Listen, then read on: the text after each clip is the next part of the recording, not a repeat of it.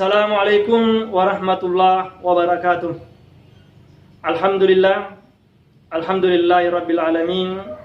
Allahumma salli wa sallim alaih. Pemirsa dimanapun Anda berada, alhamdulillah di sore hari ini kita masih bertemu di dalam media Syiar Sunnah. Insya Allah pada kesempatan ini kita membahas sebuah hadis Rasulullah SAW yang terekam di dalam kitab Sahih Muslim. Sahih Muslim merupakan kitab tersahih yang kedua setelah Sahih Bukhari. Dan apabila berkumpul keduanya antara Bukhari dan Muslim, maka dikatakan sebagai muttafaqun alaih, merupakan tingkatan pertama daripada kitab hadis yang tersahih. Hadis Rasulullah SAW yang diriwayatkan oleh Imam Abu Hurairah, Abdurrahman bin Sahar. Pernah satu ketika Rasulullah SAW bertanya kepada sahabat. Jadi salah satu metode Nabi SAW dalam menyampaikan ceramahnya kepada para sahabat dengan cara tanya jawab. Apa perkataan Rasulullah SAW? Atadruna manil muflis? Wahai para sahabatku, tahukah kalian orang-orang yang merugi atau orang yang sebenarnya merugi?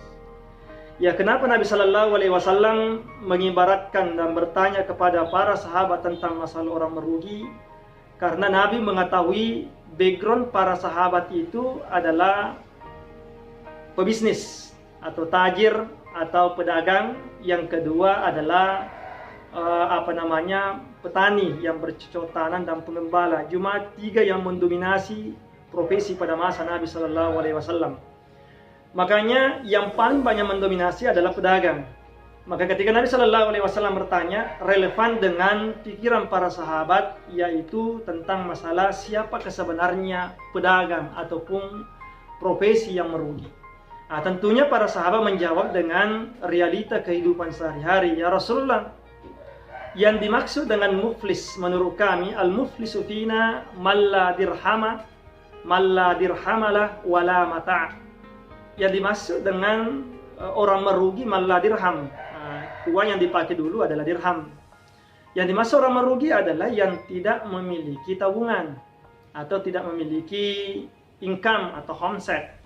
Yang kedua, wala mata', dan tidak memiliki properti atau tidak memiliki barang yang disimpan untuk menjadi barang untuk dijadikan transaksi atau bisa dijadikan sebagai wasiah dan bisa juga dijadikan sebagai warisan setelah sepeninggalan kita. Itu masuk mata, barang berharga. Kemudian kata Rasulullah SAW, bukan itu yang saya maksud, adalah orang yang merugi di antara kalian yang sebenarnya. Tetapi orang yang merugi pada hakikatnya, kata Rasulullah SAW, man yati yaumal qiyamati bi salatin wa siyamin wa zakatin. Jadi orang yang membawa pahalanya di hari kemudian ketika kita akan diperiksa di padang mahsyar, apa yang dibawa adalah bisalatin, pahala salat berjamaahnya, pahala salat 5 waktunya. Kemudian wasiyamin, pahala puasa Ramadannya, pahala puasa sunnatnya. Kemudian wazakatin, dan pahala yang dikeluarkan dari hartanya berupa sedekah wajib ataupun sedekah sunnah. Kemudian apa yang terjadi jamaah sekalian? Tetapi apa kesalahannya? Wa yati wa kad satama hadza wa kazafa hadza wa akala mala hadza wa safaka dama hadza. Jadi minimal ada 3 yang dikatakan Nabi SAW, perbuatan yang bisa menghabisi seluruh perbuatan kebaikan kita. Yang pertama, kad satama hadza, yaitu dia menyakiti hatinya seseorang. Nah, ini yang paling banyak. Nabi mengatakan yang pertama, wa kad satama hadza, dia menyinggung seseorang, dia menyakiti hatinya seseorang. Ini realita kita di dalam bernegara, khususnya di negara NKRI. Alhamdulillah kita diberikan karunia di sisi Allah Subhanahu wa taala adanya pergeseran perpolitikan yang dulunya dikuasai dengan zaman Orde Baru. Kemudian kita sulit untuk bersuara. Setelah tahun 98 terjadi reformasi besar-besaran, justru kebalikannya sekarang. Yang dulunya pemerintah tidak bisa dikritik, justru saat ini bebas sekali orang mengkritik pemerintah. Namun ada yang miris di dalam kehidupan saya ketika membaca postingan banyak di antara kita, seakan-akan pemerintah kita tidak memiliki andil sama sekali. Ketika kita melihat orang-orang pembenci atau orang-orang yang tidak suka terhadap pemimpin seseorang, kepala daerah, bupati, sampai kepada presiden, seakan-akan kerja pemerintah kita itu tidak dinilai apa-apa.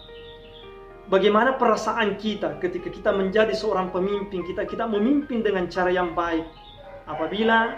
Apalagi dalam situasi masa pandemi ini, tidak sedikit di antara pemimpin kita menguras tenaganya untuk memutus mata rantai. Tetapi apa yang terjadi? Segala tindakan yang dilakukannya semua dikritik di sana kemari. Yang uniknya tidak disampaikan langsung kepada pemerintah. Itu justru digoreng hanya di dalam lingkup sebuah skala yang sangat kecil, yaitu hanya dalam skala grup yang isinya kurang lebih sampai ratusan orang, 50-an orang, dan kita saling menjelekkan di situ. Justru dampaknya antar pendapat si A dan si B justru memunculkan kebencian antara satu dengan yang lainnya. Saya kira cara menjadi masyarakat yang bijak tidaklah dilakukan dengan cara yang begini. Karena ketika kita membicarakan aibnya seseorang hanya di lingkup tersendiri, maka inilah yang dimaksud dengan ghibah dan namimah. Alangkah bagusnya kita memiliki pandangan yang berbeda dengan kebijakan pemerintah, sampaikanlah secara langsung kepada wakil-wakil kita, atau berketemu langsung dengan pemerintahan kita. Saya kira rumahnya semuanya kita tahu, atau dengan buat vlog atau membuat media kita sebarkan secara umum sehingga pemerintah kita bisa membacanya, atau panggil media, kemudian kita bercerita di media tersebut sehingga apa yang terjadi bisa tersampaikan kepada para pemimpin kita. Karena ketika hanya kita menceritakan dalam lingkup tersendiri tanpa sampainya berita itu kepada pemerintah, yakin dan percaya satu sisi kita berniat baik, tapi di sisi yang lain kita sudah mencederai perasaan orang lain, dan yakinlah dan percaya kita sudah mencederai dan melanggar sebuah syariat, yaitu dilarangnya tentang masalah ghibah dan namimah. Sekian dan terima kasih. Assalamualaikum warahmatullahi wabarakatuh.